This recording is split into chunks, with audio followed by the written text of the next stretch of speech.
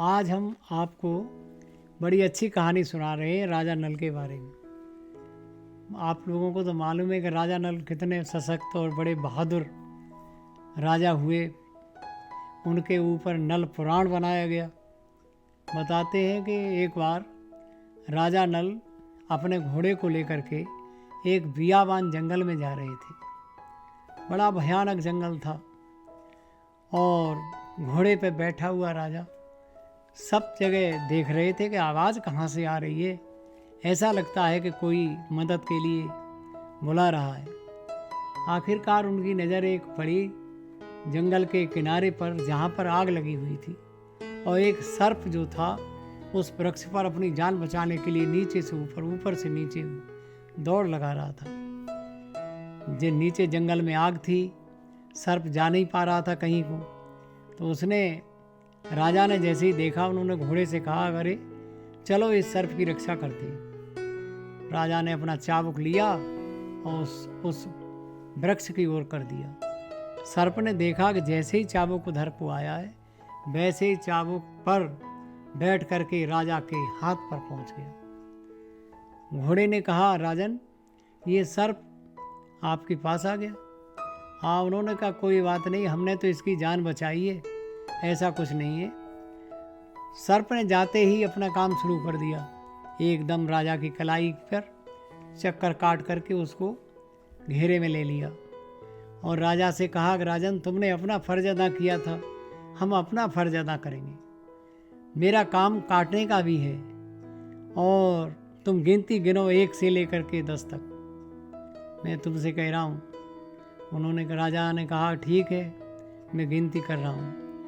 जैसे ही राजा ने 1 2 3 4 5 6 7 8 9 10 कहा, वैसे ही उस सर्प ने उन्हें डस लिया।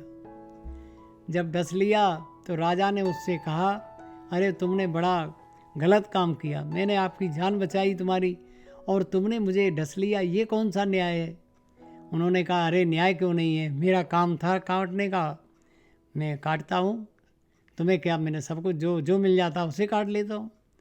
उन्होंने कहा, अरे देखो यहाँ पर कोई न्याय करने वाला भी नहीं है। तब तक जंगल में से एक सियार आ रहा था।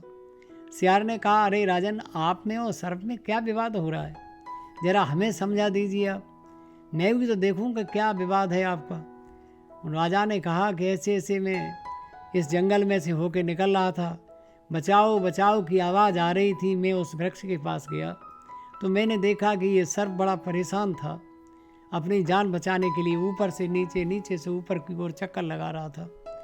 मैंने अपने चाबुक से इसको किया, चाबुक पर ये होकर के मेरे हाथ पे आ गए। हाथ पे आकर के इन्होंने मुझे काट लिया और अब ये मुझे जकड़े हुए हैं मेरे हाथ को, और मेरा रंग काला पड़ता जा रहा है। सियार ने कहा, राजन आपकी कहानी में कोई दोष है, ऐसा नहीं हो सकता कि आप किसी को बचा लें।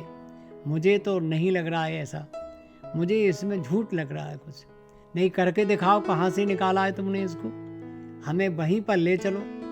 राजा के दिमाग में भी कोई बात आई। उसने कहा, चलो गंतव्य स्थान की तरफ चलते हैं, जहाँ से आए हैं, जहाँ घटनाक्रम हुआ है, चलो हम वहीं दिखाते हैं आपको चल कर।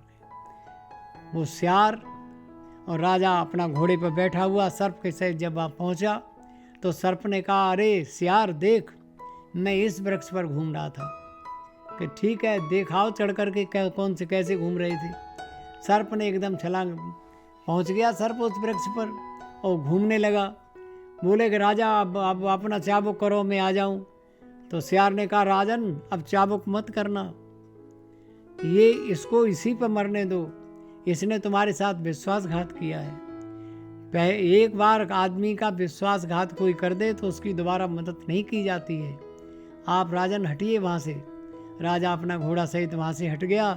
वो सर्प वहीं जल करके खाक हो गया। तो सियार ने कहा, देखो एक बार हमने विश्वासघात इसने किया था, आपकी जान बच गई। अगर दोबारा इसको पुनः आप शरण देते, इसका जीवन बचाते, तो फिर आप नहीं बच सकते थे। लोग कहते हैं कि जानवरों में अक्ल नहीं होती है। देखो आप तो इंसान थे और मैं सियार था, मैंने किस तरह से आपको बचाया है राजन। तो ये कह देना कि केवल मनुष्यों में ही बुद्धि होती है, सही नहीं है। मेरी राय में तो बुद्धिमान कोई भी हो सकता है। बहुत से पक्षी, बहुत से जानवर और बहुत से इंसान इस मामले में बहुत ही प्रवीण होते हैं।